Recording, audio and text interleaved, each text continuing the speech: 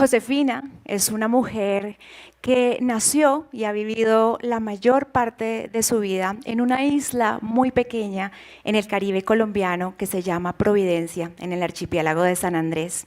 Ella es una mujer que pertenece al pueblo raizal, uno de los grupos étnicos que componen la diversidad cultural de nuestra Colombia.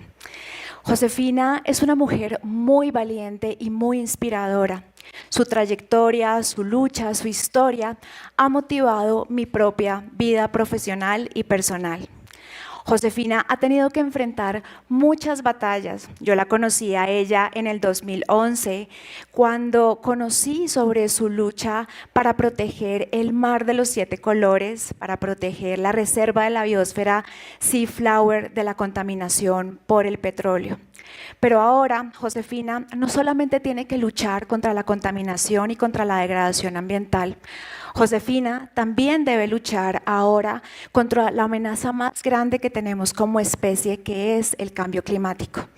Al igual que otros 750 millones de personas en el mundo, Josefina ve amenazado su territorio porque vive en una isla. Estas personas están enfrentadas al temor de ver desaparecer sus hogares por el aumento del nivel del mar, por la acidificación de los océanos que puede generar la desaparición de los arrecifes de coral, en donde viven muchas especies de flora y de fauna, de las cuales depende la supervivencia de Josefina, de su familia y del territorio ancestral. Pero también, debido al cambio climático, Josefina va a tener que observar la presencia de mayores huracanes que se presenten con intensidad y con frecuencia muy superior a lo que ella y su territorio y su pueblo han visto. Josefina tuvo que enfrentar el huracán Iota, que pasó por la isla de Providencia el 14 de noviembre del año 2020, dejando la devastación del 98% de la isla. Pero los científicos nos han venido hablando desde hace mucho tiempo sobre cambio climático. Los científicos nos han dicho en sus investigaciones que la presencia de los seres humanos sobre la Tierra ha cambiado por completo el clima.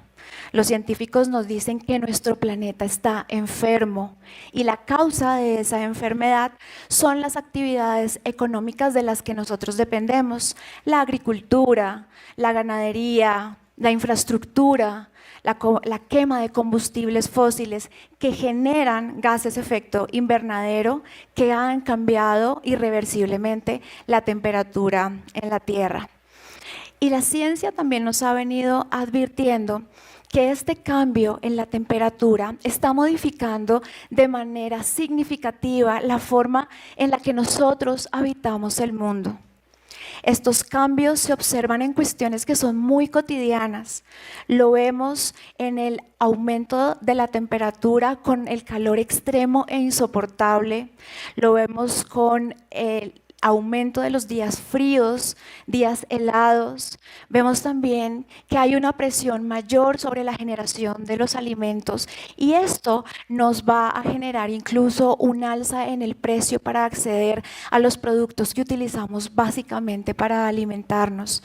El cambio climático también va a incidir en el desplazamiento de las personas. Muchas personas van a tener que moverse de los territorios en los que nacieron o en los que han habitado la mayor cantidad del tiempo de sus vidas.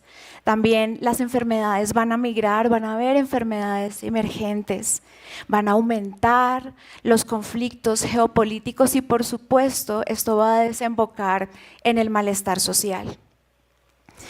Y nosotros, a partir de estos pronunciamientos de la ciencia, estamos viendo cada vez más en las noticias, ya no en un futuro lejano, inimaginable, poco real, sino en el día a día, que hay manifestaciones en nuestra cotidianidad del cambio climático. Los científicos han planteado que cada año hemos roto los récords históricos de calentamiento global y estas situaciones se manifiestan a lo largo y ancho del planeta Tierra.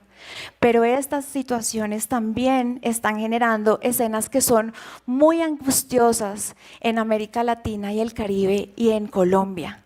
Estas situaciones producen miedo, temor, inseguridad y, por supuesto, lamentablemente, el cambio climático está afectando de manera particular a esas personas y grupos que se encuentran en mayor situación de vulnerabilidad. Pensemos, por ejemplo, en las personas en situación de pobreza, pensemos en las personas en situación de desplazamiento por causa del conflicto armado interno, que además se tengan que mover de sus territorios por causa de inundaciones o de sequías. Pensemos en los niños, en las niñas, en las mujeres cuidadoras, en los adultos mayores. Y entonces el cambio climático nos invita a replantearnos cómo nos estamos relacionando con la naturaleza y entre nosotros mismos. De igual manera, recientemente en una investigación que salió publicada en una revista de la Universidad de Oxford, los científicos declararon la emergencia climática en el año 2020. Y dijeron que esta emergencia climática nos ha traído a un mundo completamente inexplorado. Ningún otro humano en la historia de la humanidad ha visto el planeta como lo estamos viviendo hoy en el 2024. Y cuando los territorios son inexplorados nos producen mucha ansiedad, nos producen frustración, nos producen expectativas, nos producen temores. Y estos temores pueden llevarnos a pensar que no hay un camino posible para poder avanzar en la protección de nuestro planeta y de la humanidad. Pero estas situaciones que parecen ser bastante frustrantes también nos muestra que siempre hay otra cara de la moneda. La emergencia climática que nos asusta, que de hecho nos puede aterrar, también nos muestra que tenemos otra posibilidad de enfrentarla. La emergencia climática nos muestra que son otro tipo de emociones las que podemos generar al interior de nosotros y de nuestras colectividades. Nos muestra que podemos asumirla como un reto que despierte en nuestros corazones la pasión por transformar el mañana, por hacer de nuestro planeta un lugar que sea vivible, que sea justo, que sea equitativo y que sea amigable con todos los seres que lo habitamos. Nos invita a pensar cuáles son los caminos, cómo podemos trabajar conjuntamente y cómo podemos colaborar entre nosotros para proteger nuestros ecosistemas, para proteger a otras especies con las que vivimos, cómo podemos trabajar por defender los glaciares, las selvas, los bosques, los ríos, los humedales o, por ejemplo, los páramos. Y la emergencia climática también nos muestra que a pesar de que todos sabemos que estamos en una situación muy compleja, no estamos cambiando radicalmente para lograr desviar el que parecería un futuro bastante complejo e inevitable. ¿Por qué, si todos sabemos que estamos en una situación difícil, no estamos cambiando el curso de las cosas? Hay muchas maneras de responder esta pregunta. Probablemente una respuesta frente a ella es que el cambio climático nos invita a salir de nuestra zona de confort. Y cuando nosotros buscamos ponernos en situaciones de incomodidad, tenemos que empezar por tratar de romper esas costumbres y esos hábitos que tenemos que son altos en emisiones de gases de efecto invernadero. Retarnos, desafiarnos es muy interesante porque siempre nos lleva a ser mejores versiones de nosotros mismos. En esos desafíos es en donde podemos encontrar la fuerza para idear caminos o soluciones que nos saquen de la crisis y de la emergencia climática. Es allí en donde podemos comprometernos con cambiar nuestros patrones de vida. Y en esta transformación debemos también pensar que todos, desde nuestros diferentes lugares en el mundo, tenemos muchas maneras de contribuir. Podemos buscar diferentes caminos para poder proponer alternativas a la crisis. Yo encontré mi propio camino en el derecho ambiental, pero las diferentes profesiones y los diferentes conocimientos son nuestra principal herramienta para mitigar el cambio climático. El derecho ambiental me ha permitido a mí conocer a personas de otras disciplinas, en la ingeniería, en la biología, en la antropología, en la sociología, también personas que están en los territorios trabajando con comunidades y cambiando sus realidades.